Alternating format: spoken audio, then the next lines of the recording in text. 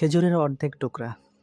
একদিন হুজুর সাল্লাল্লাহু আলাইহি ওয়াসাল্লাম সাহাবীদের বললেন, তোমরা জাহান্নামের আগুন থেকে বাঁচো, যদিও তা একটি খেজুরের অর্ধেক দান করার মাধ্যমে হয়। এক গরিব লোকের কাছে সেদিন মাত্র একটি খেজুরই ছিল।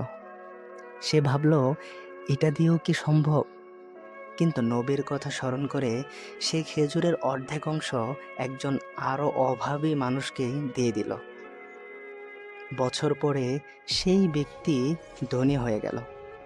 সে বলতো, আমার জীবনের সবচেয়ে মূল্যবান সম্পদ সেই অর্ধেক খেজুর যা আমি আল্লাহর সন্তুষ্টির জন্য দিয়েছিলাম। আলহামদুলিল্লাহ। তো এর থেকে আমাদের শিক্ষা হলো, ভালো কাজকে কখনো ছোট মনে করা উচিত নয়। আল্লাহ কাজের পরিমাণ নয়, আন্তরিকতা দেখেন।